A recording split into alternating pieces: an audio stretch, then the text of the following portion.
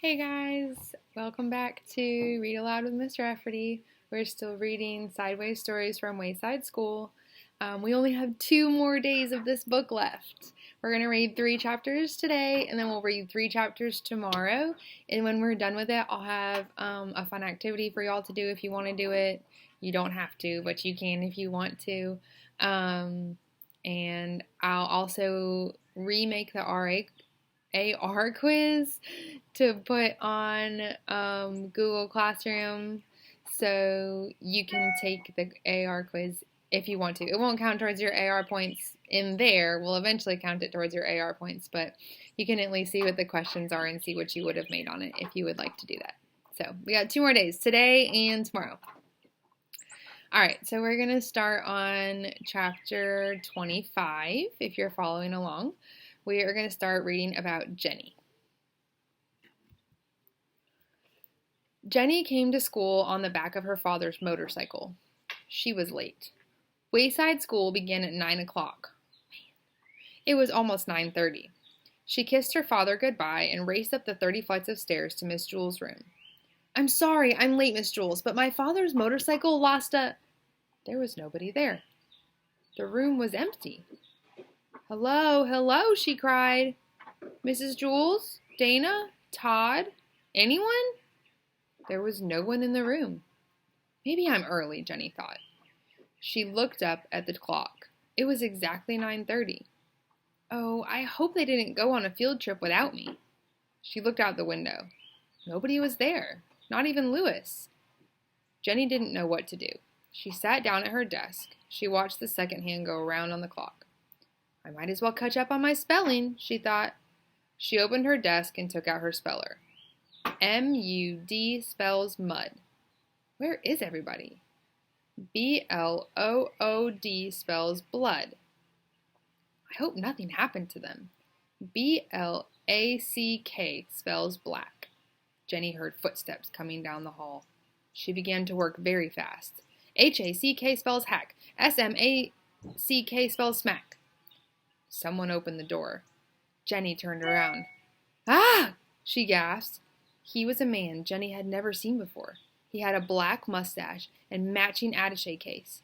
Jenny jumped out of her seat. "Get back in your seat," the man said. Jenny slowly sat down.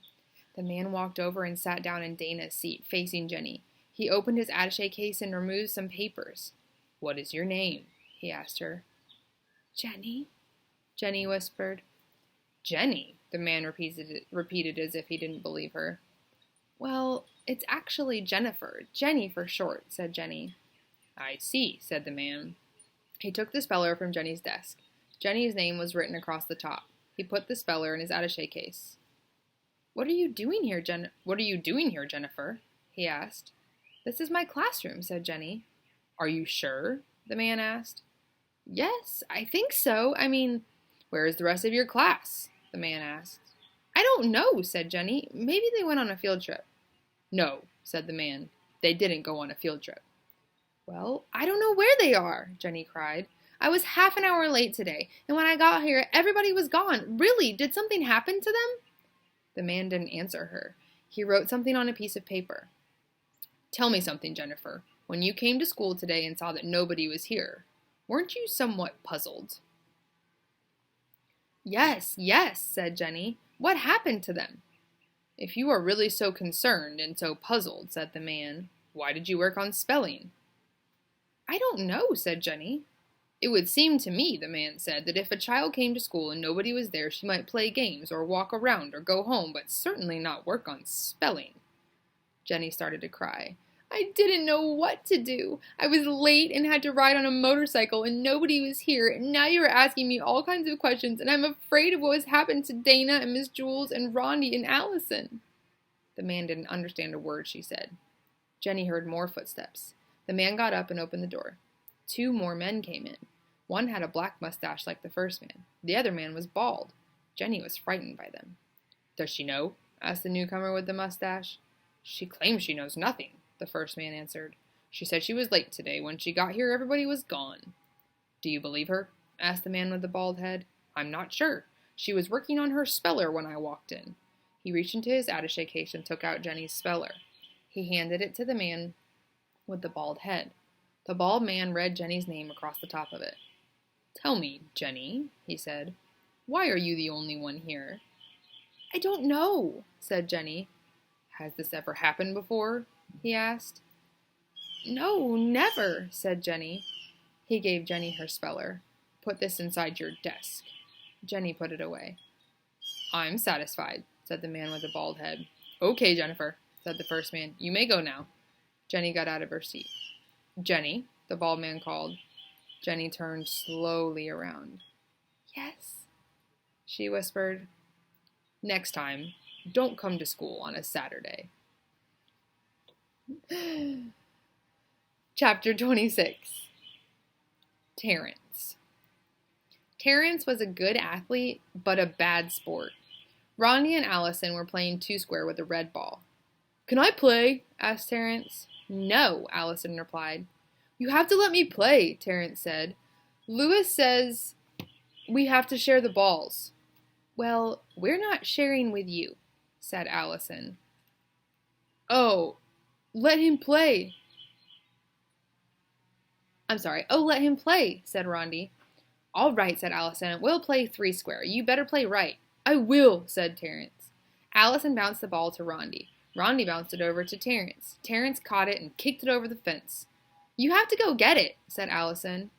"Shut up, Dixie Cup," Terrence answered. Ronnie ran and told Lewis. DJ and Cameron were playing basketball. "Uh-oh, here comes Terrence," said Damien. "Hey, let me play," said Terrence. "Get lost, Terrence," said Damien. "You have to share the balls. Lewis says so," said Terrence. "Okay, but just throw it in the basket. Don't kick it," said Damien. "I won't," said Terrence. First, Damien took a shot. It bounced off the backboard and through the hoop. Next, DJ took a shot.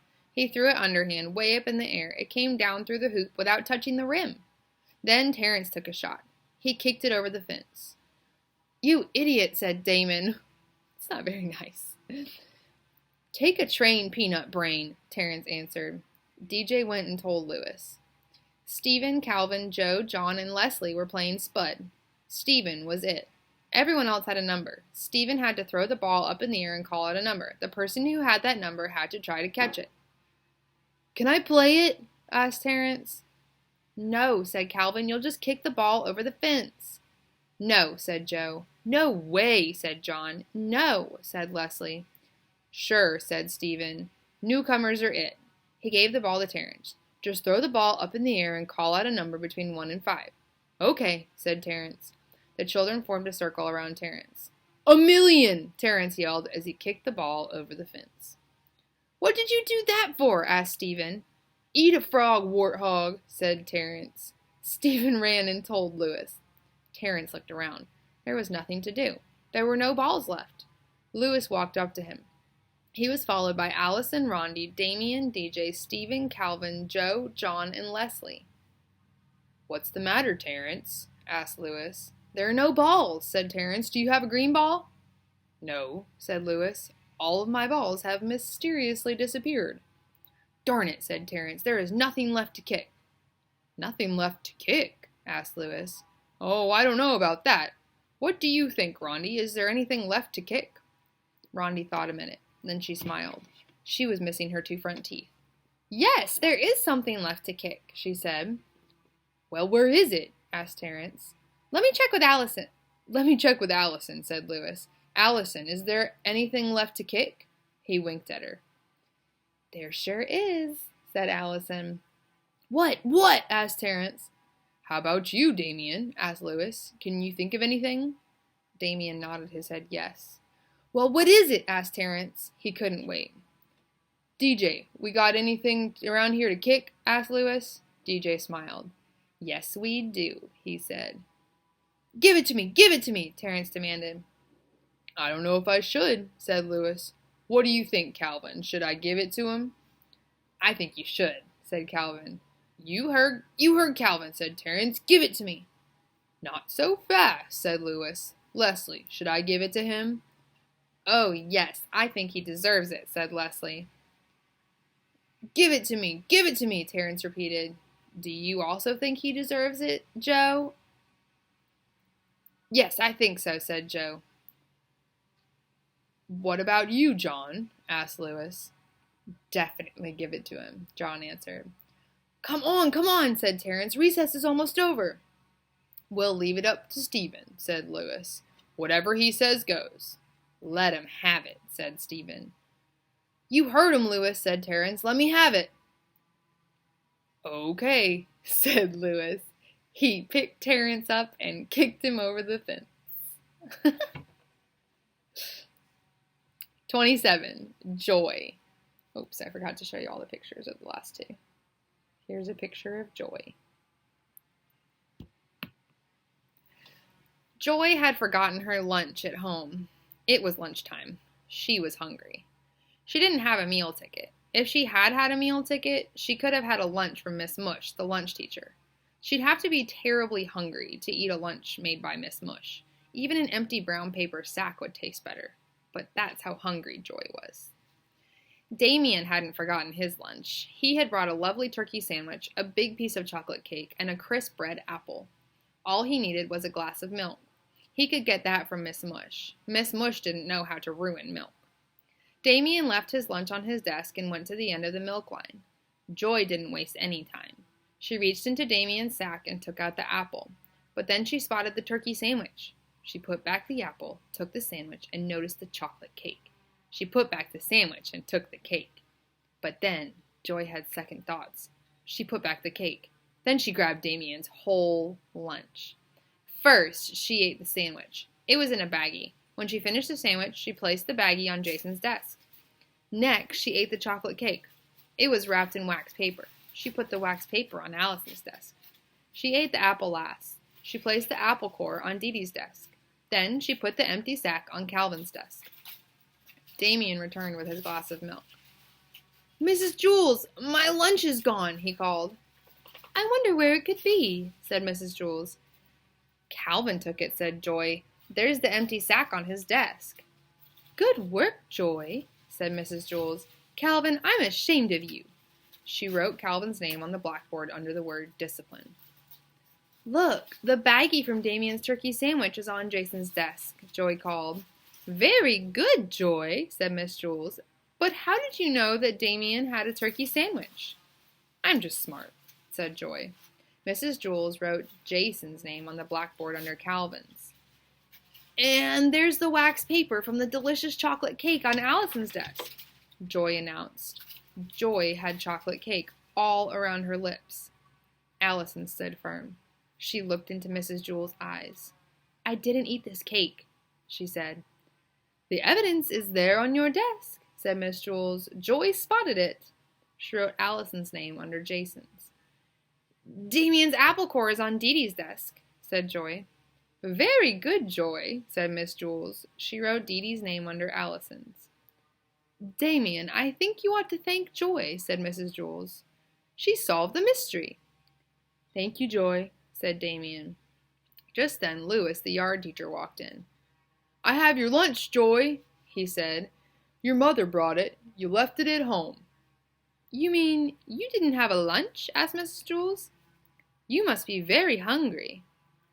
No, said Joy, not really. Since Damien didn't get to eat, he can have it. Thanks a lot, said Damien. You are the greatest. He ate Joy's lunch, an old bologna sandwich and a dried-up carrot. Joy, for being such a good detective and for being so generous with your lunch, you may help yourself to a Tootsie Roll Pop, said Mrs. Jules. They are in the coffee can on top of my desk. Joy took one. Then, when Mrs. Jules wasn't looking, she took another. Calvin, Jason, Allison, and Dee Dee had their names on the blackboard under the word discipline, but they were good the rest of the day, so at 2 o'clock, Mrs. Jules erased them. They forgot all about the whole thing. Damien had a lousy lunch instead of a great lunch, but 5 minutes later it didn't make any difference. He couldn't taste it anymore, and he was full. He went outside to play basketball and forgot about the whole thing. Joy had a great lunch and 2 Tootsie Roll Pops, but 5 minutes later it didn't make any difference. She couldn't taste it anymore, and she was full. And at dinner time she was hungry, just the same. But a horrible thing happened. Joy couldn't forget about filching Damien's lunch, and for the rest of the year, every turkey sandwich, piece of chocolate cake, apple, and Tootsie Roll Pop tasted just like Miss Mush's porridge. All right. I think that's all we're going to read today because we only have 3 chapters left. So, exciting! I hope y'all enjoyed, and I will see you tomorrow.